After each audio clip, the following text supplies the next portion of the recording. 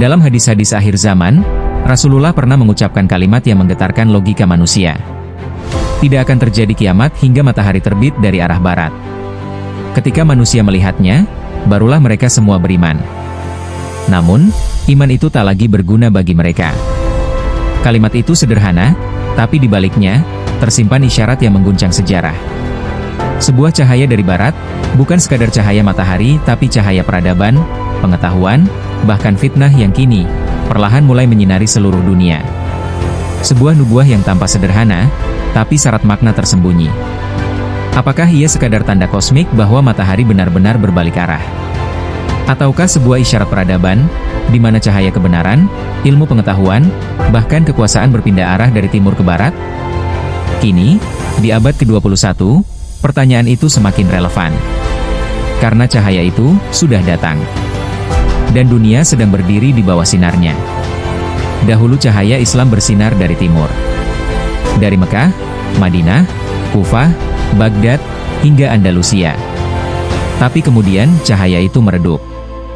Barat bangkit dengan ilmu, teknologi, dan kekuasaan. Mereka menyalakan cahaya baru, bukan cahaya wahyu, tapi cahaya akal dan sains yang terlepas dari Tuhan. Dan kini, dunia tunduk pada sinar mereka. Internet, media, sistem ekonomi, bahkan cara berpikir, semuanya berasal dari barat. Apakah inilah yang dimaksud Nabi ketika bersabda bahwa matahari akan terbit dari barat? Dulu, dunia mengenal timur sebagai pusat cahaya ilmu dan iman. Baghdad, Kairo, Cordoba, semua menjadi mercusuar pengetahuan. Disinilah lahir Ibnu Sina, Al-Farabi, Al-Khwarizmi, Al-Ghazali, dan ribuan ilmuwan lain yang menyalakan peradaban dunia. Namun sejarah berputar. Cahaya itu perlahan padam di tangan umatnya sendiri. Sementara di barat, bangsa-bangsa Eropa yang dulu hidup dalam kegelapan mulai menyalakan lentera baru. Renaissance, revolusi sains, dan era pencerahan. Dari arah barat dunia, muncullah cahaya baru. Cahaya ilmu, teknologi, dan kekuatan. Tapi tak lagi di bawah bimbingan wahyu. Ia tumbuh dalam logika, rasionalitas, dan keangkuhan manusia terhadap Tuhan. Dan perlahan, cahaya barat itu menelan dunia.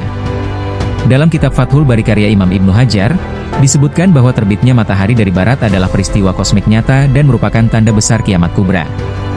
Namun sebagian ulama sufi dan mufasir kontemporer menafsirkan lapisannya lebih dalam. Bahwa terbitnya matahari dari barat adalah simbol pembalikan arah kebenaran. Yaitu saat cahaya pengetahuan dan pengaruh berpindah dari dunia Islam atau timur menuju barat. Sebagaimana Al-Quran menyebutkan satu KLU dalam surat Al-An'am ayat 158. Pada hari datang sebagian tanda-tanda Robmu, maka tidaklah bermanfaat iman seseorang yang belum beriman sebelumnya. Ayat ini disebut banyak mufasir sebagai ayat yang terkait dengan tanda besar tentang terbitnya matahari dari barat. Para ulama menafsirkan hadis, matahari terbit dari barat, dengan dua dimensi. Pertama secara harfiah, peristiwa kosmik yang akan benar-benar terjadi di akhir masa, menandakan tertutupnya pintu taubat. Kedua secara isyarat, tanda peradaban, ketika pusat cahaya berpindah arah. Simbol kebangkitan dari sisi yang selama ini dikenal sebagai kegelapan. Dalam kitab Fathul Bari, Imam Ibnu Hajar Al-Asqalani menulis bahwa peristiwa ini adalah tanda besar kiamat yang tidak akan terulang. Namun beliau juga menegaskan bahwa Allah lah yang mampu membalikan segala sistem, termasuk arah terbit matahari. Sementara mufasir seperti Al-Qurtubi menyinggung makna simboliknya, bahwa tatkala kebenaran telah ditinggalkan oleh pengembannya, maka Allah akan memindahkan ilmu dan cahaya kepada kaum yang tidak diharapkan. Pertanyaannya, apakah kaum yang tidak diharapkan itu adalah dunia barat?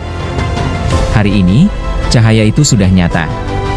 Dari barat datang, cahaya, teknologi, sains, ideologi, hingga hiburan yang memikat seluruh dunia. Tapi cahaya ini bukan seluruhnya terang.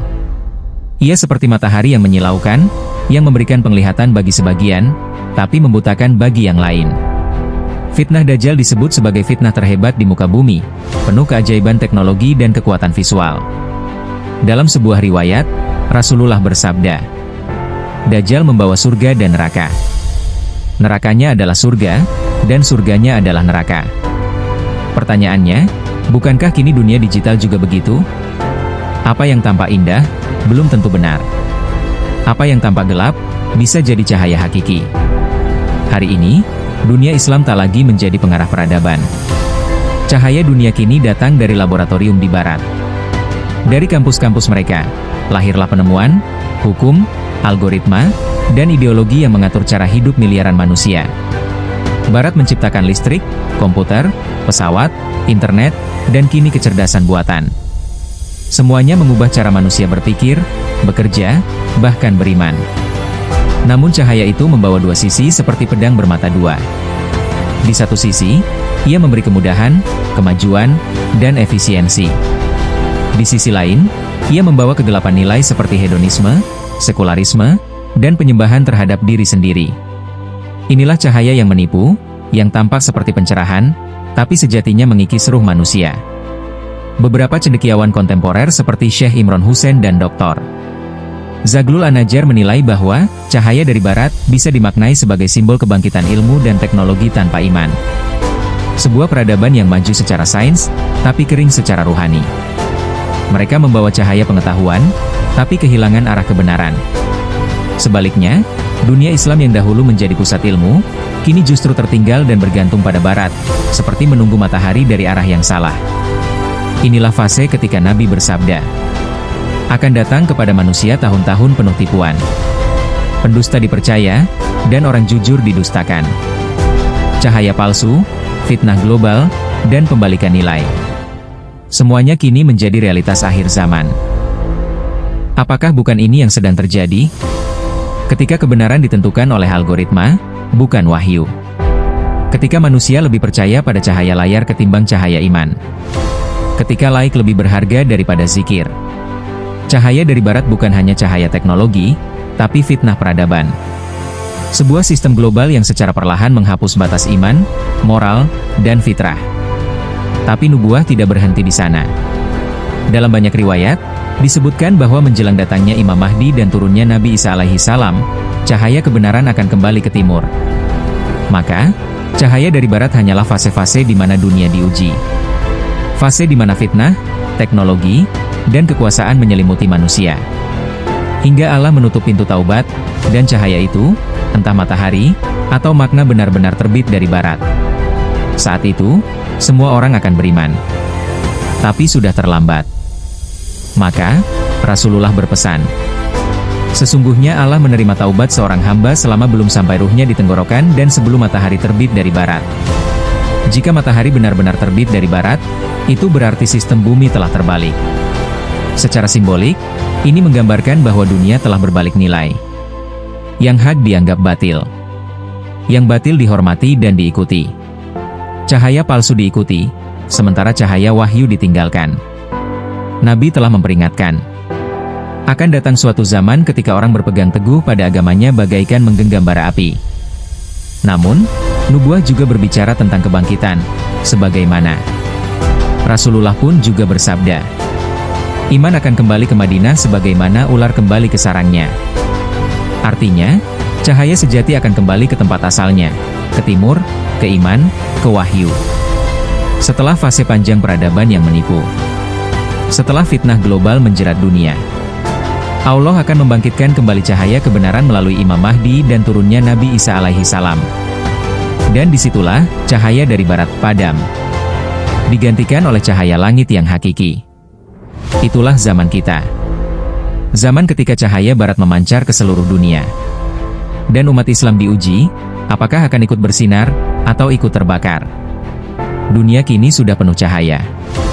Tapi terlalu sedikit yang menerangi hati. Mungkin cahaya dari Barat bukan sekadar tanda.